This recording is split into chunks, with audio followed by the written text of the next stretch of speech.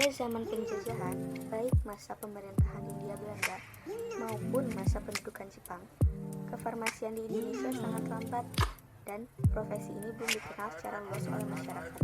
Sampai proklamasi kemerdekaan Republik Indonesia, para tenaga farmasi Indonesia pada umumnya masih terdiri dari asisten apoteker dengan jumlah yang sangat sedikit. Pada periode zaman penjajahan sampai perang kemerdekaan, tonggak sejarah kefarmasian di Indonesia pada umumnya diawali dengan pendidikan asisten apoteker semasa pemerintahan Hindia Belanda. Pada periode setelah perang kemerdekaan sampai dengan tahun 1958, jumlah tenaga farmasi mulai bertambah lebih besar. Maka pada tahun 1950 di Jakarta dibuka sekolah asisten apoteker negeri yang pertama dengan jangka waktu pendidikan selama 2 tahun. Lulusan pertama tercatat sekitar 30 orang dan jumlah apoteker mengalami peningkatan baik dari luar negeri maupun lulusan dalam negeri. Pada periode tahun 1958 sampai dengan 1967, tahun ini mendapatkan kesulitan karena kesulitan devisa dan keadaan ekonomi di dalam negeri hanya dapat 30% saja dari kapasitas produksinya. Dan pada periode Orde Baru, sebagian besar 80% kebutuhan obat nasional kita masih sangat tergantung pada impor. Kebijakan obat pada peringkat 1 dititik beratkan pada produksi obat jadi dalam negeri. Industri farmasi dalam negeri dapat tumbuh dengan peningkatan produksi yang cukup besar sehingga ketergantungan akan impor dapat dikurangi.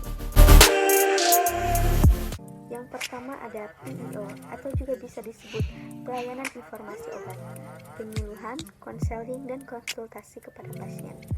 Yang kedua ada konsultan kecantikan yang memberitahu solusi kepada konsumen terkait produk kecantikan, make up, serta memberi rekomendasi yang cocok untuk konsumen.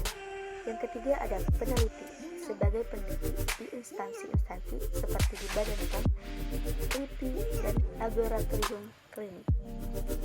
Yang keempat ada tenaga pengajar seperti menjadi guru atau dosen dengan menyelesaikan studi S2 dan profesi. Yang terakhir ada pengusaha apotek. Setelah mengucapkan sumpah apoteker, bisa mengambil izin pembukaan apotek sendiri. Kalau di Inggris, apoteker dapat berperan dalam pelaksana primary care dari NHS bersama dengan dokter dan praktis medis lainnya. Kalau di Belanda, sistem peresepan online yang rapi agar dokter dapat mengirimkan resep via email kepada apoteker yang diinginkan oleh pasien.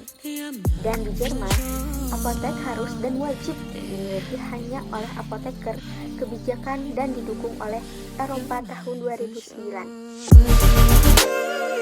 Kalau untuk strategi, ada strategi pengembangan ilmu farmasi di Indonesia dimulai dari pemerintahan Hindia Belanda dengan pendirian pendidikan asisten apoteker.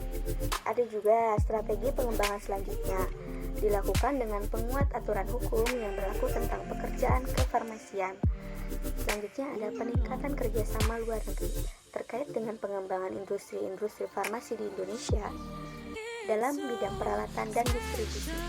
Yang terakhir pun diperlukan transformasi sistem pendidikan profesi apotek, terutama untuk pendukung pelayanan profesi apoteker di apotek.